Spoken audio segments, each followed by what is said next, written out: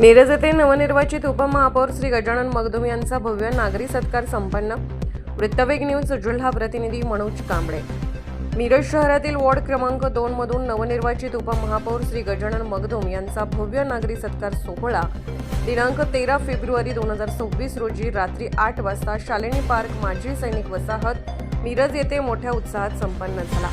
या सत्कार समारंभास विविध क्षेत्रातील मान्यवरांची उपस्थिती लाभली होती. यामध्ये Shri Ashok Patil, Shri Shirdawade, Shri Netaji Bhosale, advocate Shri Sandeep Mutalik, Shri Kale central excise, Shri Medhekar central GST, Shri Ramakant Malu मालक समृद्धी प्लास्टिक उद्योग समूह व उपाध्यक्ष Maharashtra chamber of commerce doctor Shri William Isapure, Shri Sandeep Methe, Shri Sanjay शिरदवाडे, Shri Prakash Howale, कामगार उपायुक्त श्री अनिल गुरव, श्री मिलिंद कुलकर्णी, श्री प्रदीप गवडी तसेच श्री संतोष पाटील आदी मान्यवर उपस्थित होते. कार्यक्रमादरम्यान ॲडव्होकेट संदीप मुतालिक व श्री शिरदवाडे यांनी आपल्या मनोगतात नवनिर्वाचित उपमहापौर श्री गजानन मगदुम यांच्या सामाजिक कार्याची, नेतृत्व गुणांची व जनसंपर्क कौशल्याची प्रशंसा केली. वॉर्ड क्रमांक 2 मधून प्रथमच उपमहापौरपद मिळाल्याने हा क्षण ऐतिहासिक व अभिमानास्पद असल्याची भावना उपस्थित नागरिकांनी व्यक्त केली. कार्यक्रमाचे प्रभावी व शिस्तबद्ध सूत्रसंचालन माननीय प्राध्यापक श्री बी.पी. पाटील विधाननगर यांनी केले. त्यांचा अभ्यासपूर्ण व संयत निवेदनामुळे कार्यक्रमाची उंची अधिक वाढली. कार्यक्रमाच्या शेवटी माननीय श्री मिलिंद कुलकर्णी यांनी आभार प्रदर्शन करून उपस्थित सर्व मान्यवर नागरिक, आयोजक व कार्यकर्त्यांचे तसेच कार्यक्रमाच्या यशस्वी आयोजनासाठी सहकार्य करणाऱ्या सर्वांचे मनपूर्वक आभार मानले. हा नागरी सत्कार सोहळा उत्साहपूर्ण वातावरणात व मोठ्या जनसहभागासह यशस्वीरित्या पार पडला. वृत्तवेग न्यूज नेटवर्क कडून मुख्य संपादक गणेश वायदंडे. कार्यक्रमासाठी सर्वांची काही नावं घेत नाही. सर्व व्यासपीठ, माजी सैनिक वसाहतमधील सर्व नागरिक, विद्यानगरीमधील ज्येष्ठ नागरिक, सगळ्यांची नावं घेत नाही. त्यामुळं गुरुसाहेबांनी त्यांच्या टीमने एवढा मोठा सत्कार घेतला.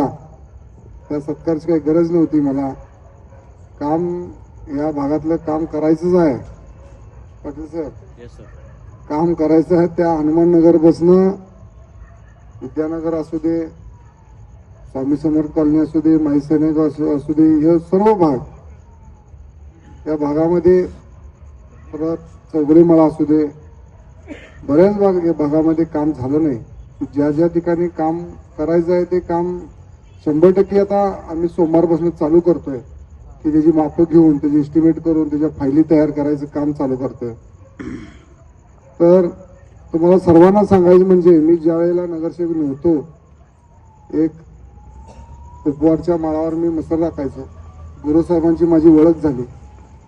गुरुसाहेब सह्याद्री स्टार्सला कामाला होते. तिथे सर्व्हिसला असताना आमची ओळख झाल्यानंतर साहेबांनी मला एवढा आधार दिला की काही नसताना मला उभा केलं. त्यांनी ओळख घालून दिली, मुतालिक साहेबांची ओळख घालून दिली, मला इसापुरे डॉक्टरांची घालून दिली. असं करत करत करत स्टेप बाय स्टेप गुरुसाहेबांचा एवढा मोठा हात आहे की पहिला स्टार्ट मदन भाऊनी मला तिकीट द्यायचं ठरवलं की आमच्या म्हटले तुझ्या मिसेसला घे. तर मी सांगितलं की भाऊ आमची परिस्थिती नाही आहे आणि माझी राहायची कॅपॅसिटी पण नाही, मला काय तिकीट नको आहे. नाही म्हणले, माझ्यासाठी तू तिकीट घेऊन तुझ्या मिसेसला राहायला पाहिजे. मग मी आलो, गुरुसाहेबांना सांगितलं, फॅक्टरीत गेलो, जाऊन पळत गेलो. त्यावेळेला माझ्याकडे 2 व्हीलर पण नव्हती, दुसरं 2 व्हीलर घेऊन गेलतो मी. गुरुसाहेब म्हटलं असं असं मदन भाऊ म्हणाल्यात, बोलवून घेतल्यात की बाबानो तुझ्या मिसेसला तिकीट द्यायचं आणि इलेक्शनला राहायचं. गुरुसाहेबांचा एवढा आधार होता की साहेब मला म्हणले, गजानन राहू दे, काय आपल्या आई होते, एकदा धाडस तर वाढवू दे, काय कॅपॅसिटी होत्या, किती मतं मिळतील थोडी मिळून द्या, आपलं एकदा धाडस वाढू दे, एकदा त्या ह्याच्यात जाऊया आपण की तिकीट तर मिळते. त्या पद्धतीनं असंच चालू करत करत करत या लोकांचा मला एवढा आधार, घरच्यापेक्षा या लोकांनी मला एवढा आधार दिला की काय न सांगण्यासारखं आहे. गावात कुणाला लागलं, काय पाय मोडला तर आम्ही इसापुरे डॉक्टरांकडे पाठवायचं. डॉक्टरांनी सांगायचं, डॉक्टर साहेब पैसे घेऊ नका, खरं इलाज करा. डॉक्टर साहेब ठीक आहे म्हणायचे. डॉक्टर साहेबांनी बऱ्याच पेशंटना आमचे हात मोडला, पाय मोडला, तसेच ऑपरेशन करून दिले. अशा या माध्यमातून थँक्स. खरोखरच की मला टीम ही लागली की अशी लोक आमच्या घरात कोण राजकीय नाही आहे. आई वडील लोकांच्या चाकरीला जायचे, कामाला जायचे, त्या माध्यमातून आम्ही तयार व्हायचो. ह्या लोकांनी मला एवढा सपोर्ट दिला.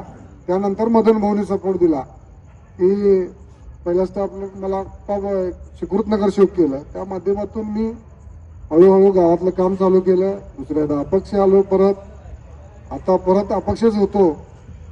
शेवटच्या शनी 3 वाजेपर्यंत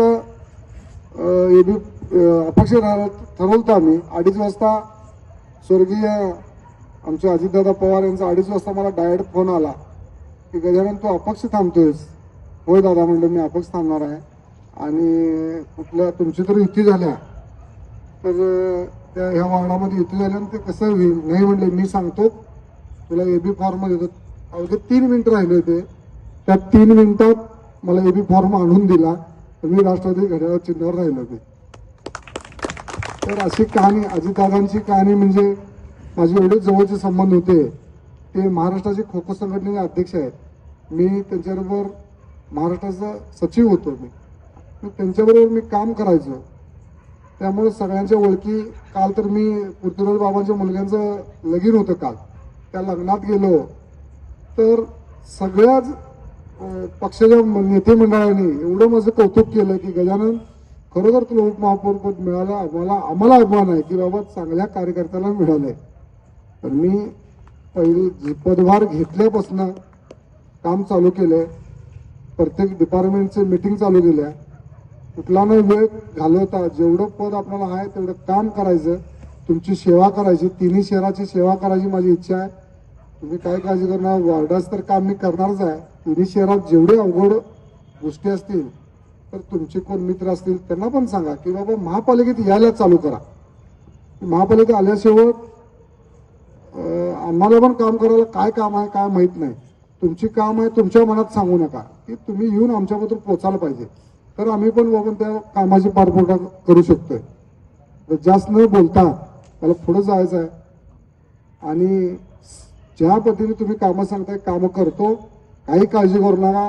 ह्या वेळेला ह्या भागातनंच पहिलं स्टार्ट काम चालू करणार आहे. मग कुपवाड असेल. एवढंच सांगतो. जय हिंद जय महाराष्ट्र.